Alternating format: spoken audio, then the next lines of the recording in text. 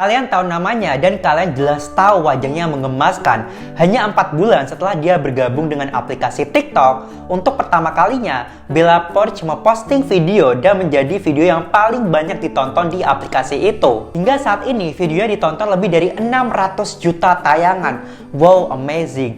Tetapi tidak ada yang tahu Bella sebelum dia di TikTok. Bella ini ibarat kata seperti orang yang muncul entah dari mana, yang tiba-tiba kesuksesannya tuh langsung melejit. Setelah video viralnya di TikTok, Bella mendapatkan followers yang tidak pernah dia bayangkan.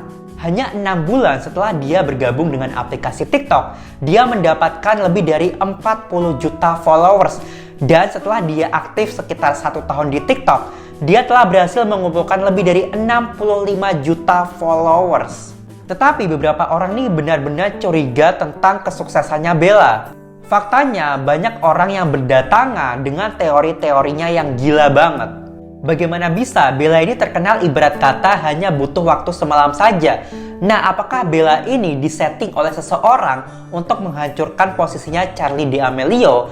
Atau apakah Bella ini bagian dari perusahaan yang diatur untuk Bella ini harus berbuat apa gitu? Teori lain yang lebih gila banget dan yang lebih gelap lagi, bahwa orang-orang berpikir bahwa Bella ini telah menjual jiwanya ke iblis.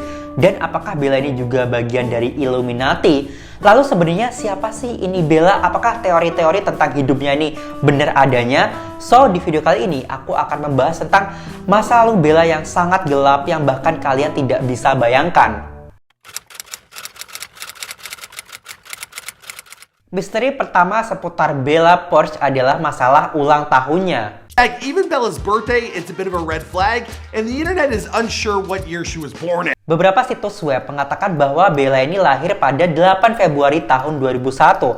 Tetapi yang lain mengatakan bahwa Bella ini lahir di tanggal yang sama, tetapi tahunnya berbeda, yaitu tahun 1997.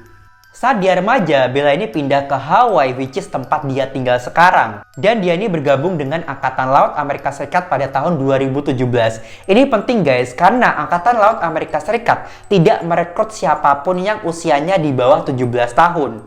Jadi, jika Bella ini lahir pada tahun 2001, dia ini masih terlalu muda untuk mendaftar pada tahun 2017. Jadi, kemungkinan besar ya tanggal lahir dan tahunnya itu adalah 8 Februari tahun 1997. Kita dapat menarik informasi yang lebih banyak tentang Bella Poarch sebelum di TikTok lewat foto-foto Instagramnya yang lama. Nah, di sana kita melihat kalau Bella ini menggunakan seragam Angkatan Laut.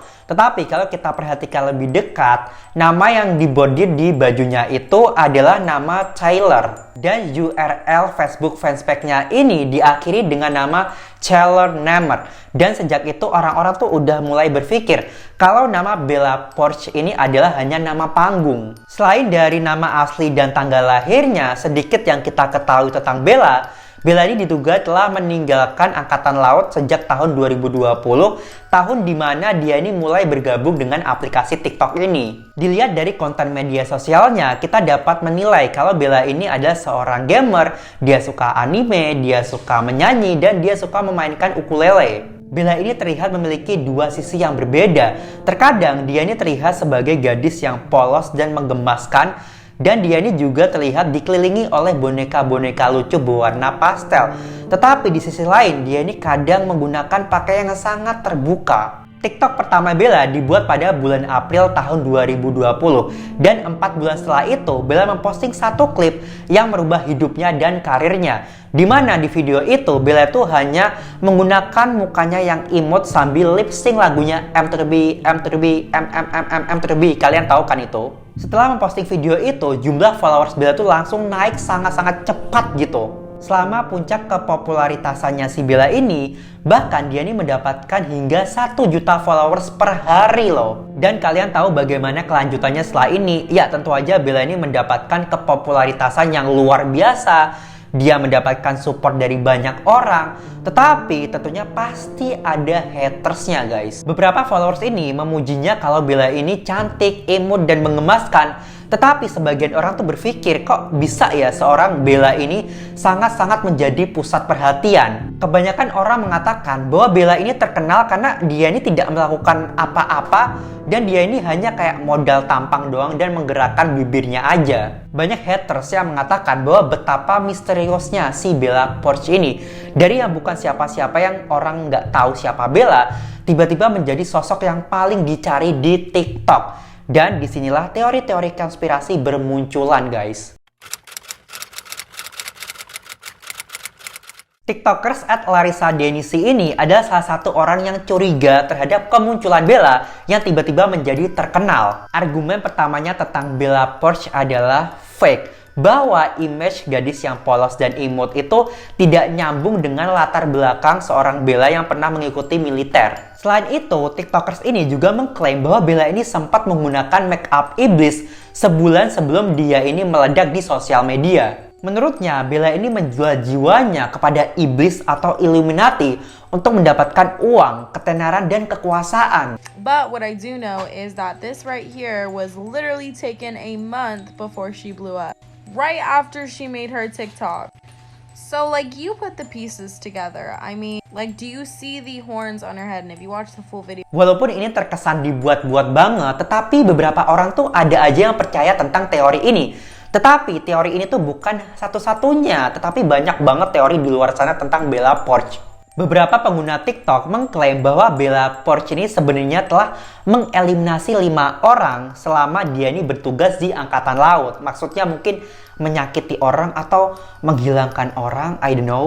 Namun orang lain membuktikan kalau ini tuh salah dan mengatakan kalau kebanyakan orang yang jadi tidak mungkin kalau Bella ini telah menyakiti orang atau mungkin melukai orang gitu, guys. Rumor ini kemungkinan besar palsu, tetapi pasti ada sesuatu yang misterius dan mengerikan terhadap Bella Poarch ini. Beberapa orang berpikir bahwa ada orang yang sengaja mendorong Bella untuk kayak masuk ke FYP orang. Salah satu teori mengatakan bahwa Bella ini adalah bagian dari perusahaan yang ditujukan untuk melengsarkan Charli D'Amelio sebagai ratu TikTok.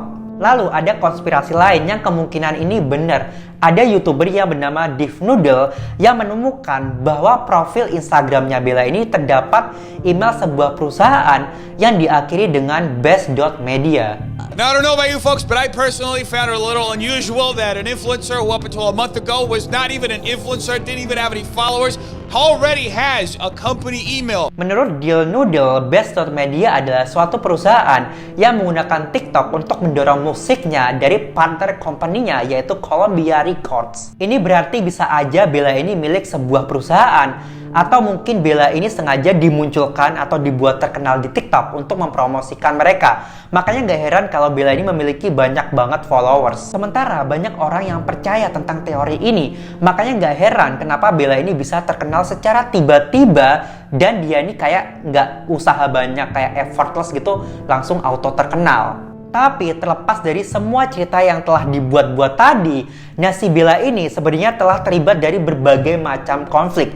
Nah Bella ini sempat kayak dihujat karena dia ini telah melakukan sesuatu yang tidak pantas dan hal-hal diskriminasi lainnya lebih dari 1 kali. Jadi banyak banget di kasusnya Bella. Pertama kali Bella dihujat karena dia memamerkan tato matahari terbit. Simbol matahari terbit digunakan selama Perang Dunia Kedua oleh Kekaisaran Jepang.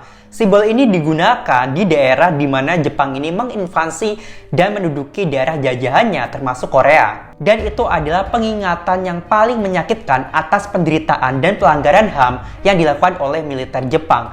Jadi inilah alasan kenapa Bella pada waktu itu dibenci sama warga Korea Selatan. Jadi sekarang kalian bisa membayangkan kenapa Bella mendapatkan begitu banyak reaksi ketika dia memperlihatkan tatonya. Segera setelah orang menghujat dia, akhirnya Bella memposting video lainnya di TikTok yang mengatakan, "Aku sangat meminta maaf jika tatoku menyinggungmu. Aku cinta Korea, tolong maafkan aku."